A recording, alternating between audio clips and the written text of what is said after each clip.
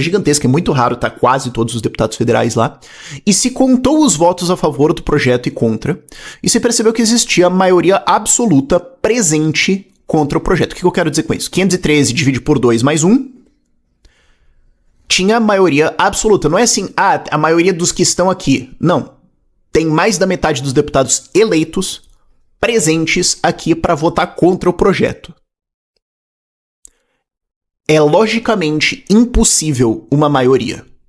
O projeto será rejeitado se ele for votado. Fim. E o não votar é uma decisão. E o Orlando Silva, relator do projeto e membro do famosíssimo Partido Comunista do Brasil, pediu a retirada de pauta do projeto. Por quê? Porque se fosse votado e rejeitado, só pode voltar a votação no ano que vem. Então fizeram uma manobra. Mas o fato é, isso é um falar, mas porque o STF ele quer argumentar a omissão do Congresso. O Congresso se omitiu. Não. O tema foi discutido. O projeto foi apresentado, foi feito o relatório, foi discutido e os deputados iriam votar contra. Não foi votado contra por uma mera manobra. Mas é uma decisão. Horas. E aí o que aconteceu? Durante o processo, teve várias ameaças do governo do STF de se vocês não votarem o projeto, a gente decreta via STF. E a resposta a isso é, primeiro, isso é ilegítimo. Segundo, decreta então. Vai, faz do jeito feio então.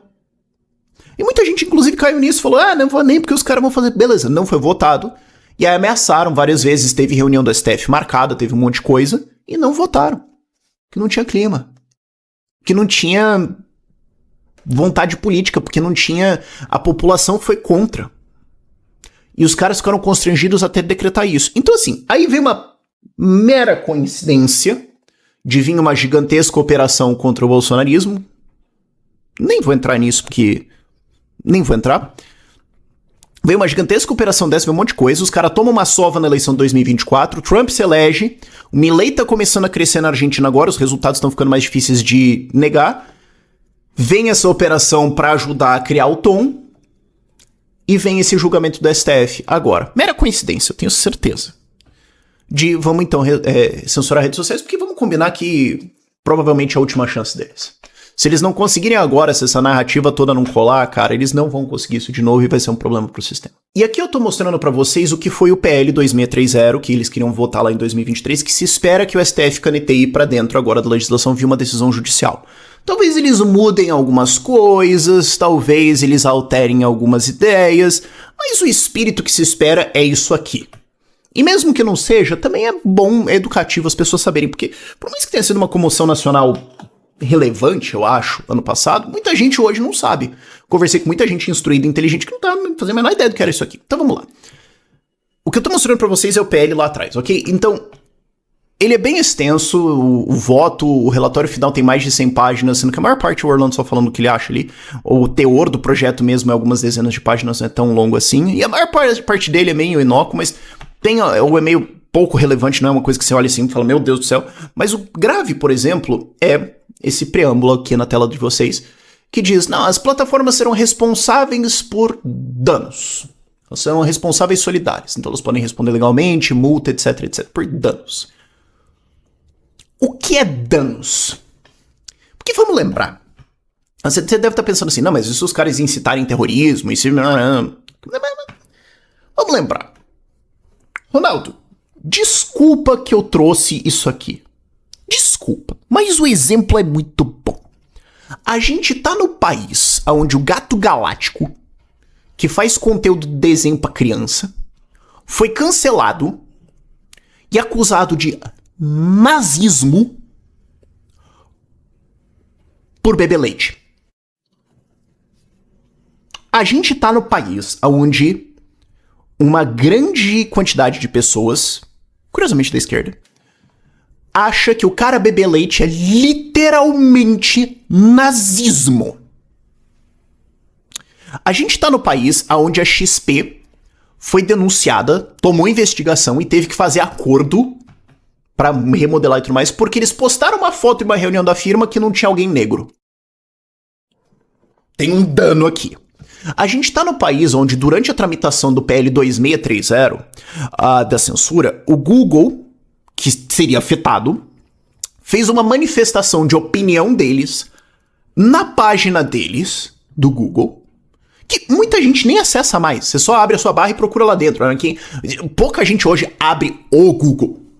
Eles fizeram uma manifestação da opinião deles sobre a lei no site deles e eles foram acusados de tentar manipular o processo, de interferir na democracia, de um poder estrangeiro, quer dizer, uma empresa agora não pode mais emitir opinião.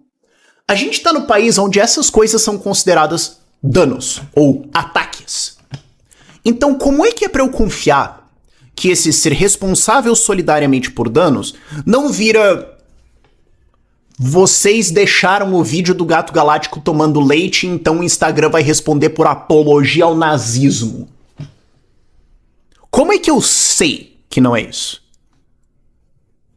Outro negócio complicado colocado ali é o dever de cuidado. Esse é um termo técnico.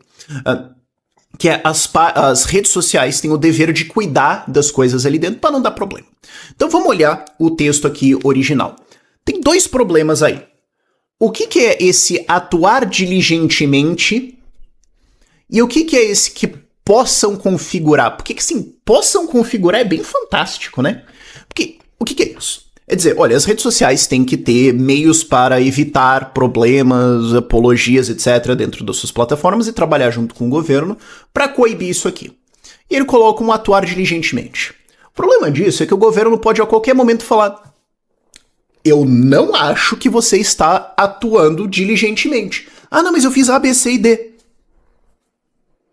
Eu não acho que você está atuando diligentemente. Se você quiser, você pode apelar essa decisão pra mim. E aí eu vou ver se eu mudo de opinião. E aí eu te sanciono. Então como é que a plataforma sabe que ela tá fazendo certo? Cara, isso aqui é 100% um namoro abusivo.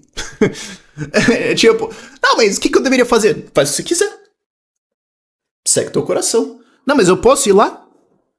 Você quer ir lá? Então vai. Vai lá. Não, mas eu posso ir, não vai dar problema? Você não sabe se vai dar problema? É 100% isso. E assim, tem que cuidar com coisas que possam configurar. Aí tem lá, crime contra o Estado de Direito. Senhores, vamos lá. O 8 de janeiro foi considerado crime contra o Estado de Direito, um atentado violento para tentar derrubar a ordem do Estado de Direito. Existe uma coisa, e esse é o argumento que o Deltan vive usando. E é um argumento fantástico. Eu só estou falando que é dele, eu não tirei da minha cabeça, dando os créditos aqui. Existe uma coisa que se chama artigo 17 do Código Penal, crime impossível. Você não pode responder por um crime que era literalmente impossível você cometer, quando o meio empregado é absolutamente ineficaz. O exemplo que é sempre dado é magia negra. Você não pode responder por tentativa de homicídio por fazer um ritual de magia negra. E, inclusive, a gente está no país, voltando a um ponto anterior, onde eu tenho que pensar, será que algum praticante de magia negra pode querer me processar por discriminação religiosa porque eu estou dizendo que os métodos deles são ineficazes? A gente tá nesse país agora, ok? Só estabelecendo isso. Mas o exemplo é isso. Você não pode responder por uma tentativa de homicídio usando magia negra pra matar alguém porque não funciona. Não, o meio empregado não... Então assim, o que aconteceu no 8 de janeiro? Vandalismo. É lamentável, não deveria ter feito, eu não tenho nada a apoiar ali. Agora assim, me explica como aquelas pessoas ali vão derrubar o Estado de Direito no Brasil. Tipo, o que elas têm ali que vão tomar controle das Forças Armadas ou impedir o funcionamento dos órgãos públicos e do governo federal? Tipo, não tem. Não tem, não há conexão nenhuma. É um crime impossível. Mas foi considerado atentado contra o Estado de Direito. Então, voltando aqui, retrocedendo um pouco. Plataformas têm que pensar assim, pera, é considerado que eu entrar num prédio público e quebrar umas coisas pode ser considerado atentado contra o Estado de Direito. A não ser que seja que nem aconteceu ontem, no Rio de Janeiro, aonde professores da rede pública invadiram a Câmara de Vereadores, depredaram a Câmara e impediram uma votação porque seria votada uma reforma que eles não gostaram. Veja bem, redes sociais teriam que pensar, olha, foi usado o WhatsApp pra organizar isso aqui. Teve post no Instagram. Tem gente que é a favor. Será que isso aqui pode ser entendido como um atentado contra o Estado de Direito? Bom, como foi a esquerda fazendo? Tudo bem, não tem problema, mas você entende o ponto. Isso aqui é? Não sei. Então, o Instagram, ou Facebook, ou YouTube, teria que então retirar esse material ou impedir as pessoas de discutirem isso ou de defender isso e tudo mais? Você vê como isso podia facilmente ser usado como instrumento para perseguir a esquerda? Se o STF fosse de maioria Bolsonaro e se fosse um Bolsonaro no poder, alguma coisa assim, eles poderiam falar, bem, então carca todo mundo aí. Alguém... Eu duvido que tenha alguém de esquerda assistindo esse vídeo a esse ponto. Se você está... Eu admiro a sua disposição de ouvir o contraditório. E eu também acredito que você não vai ficar de esquerda por muito tempo. Mas, enfim. É um argumento interessante de usar com o pessoal de esquerda. Por que Brasília foi atentado violento contra o Estado de Direito, mas os caras deliberadamente... Porque o Congresso estava vazio. Nesse caso do Rio de Janeiro, os caras invadiram o plenário em funcionamento. Ativamente para impedir uma votação. E não é a primeira vez. Eu tava dentro da Lesp quando a esquerda tentou invadir o plenário para impedir a votação da privatização da Sabesp. Então, redes sociais têm que ficar pensando, será que isso pode ser entendido? Vamos lembrar, a gente tá também no país onde foi considerado que o cara que se explodiu na frente da estátua do STF, que é extremamente lamentável, tem gente que acha que aquilo foi terrorismo. Tem gente que acha que aquilo foi uma tentativa de golpe de Estado. Sabe? Então redes sociais vão ter que ficar pensando, será que eu estou fazendo o suficiente para coibir atos ou discursos que podem levar alguém a jogar fogo de artifício numa estátua porque algum ministro do STF pode entender que isso é um golpe contra a República? E como é que você sabe se você está fazendo certo? Parabéns, você não sabe. Ou um exemplo trivial também, o Alexandre de Moraes citou numa decisão para condenar em 17 anos de cadeia por atentado violento contra pessoas que estavam com estilingue e bolinha de gude.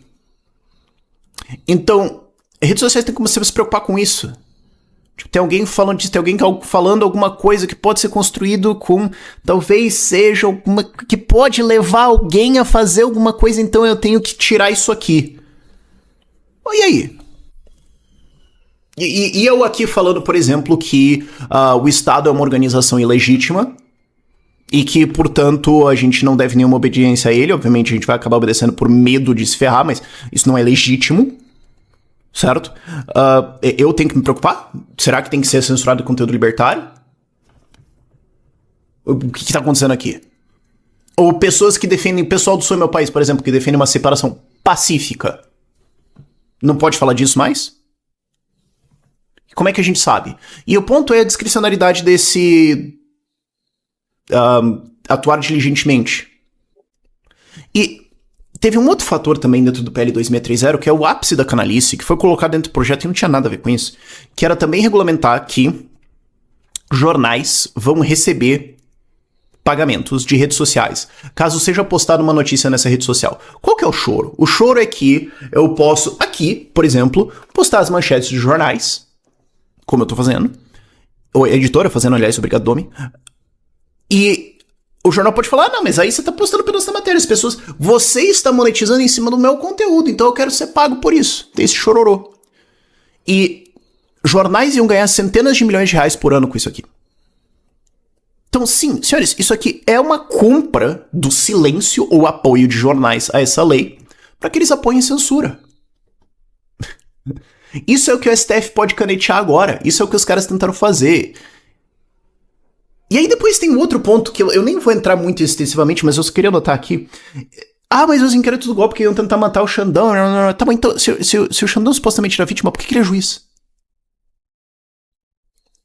Isso é uma violação tão básica de devido processo legal que não tem nem graça. Se alguém numa faculdade de direito não entende que isso aqui é um problema, ele devia ser expulso. E se não é expulso, o curso devia ser fechado, porque claramente todo mundo é incompetente.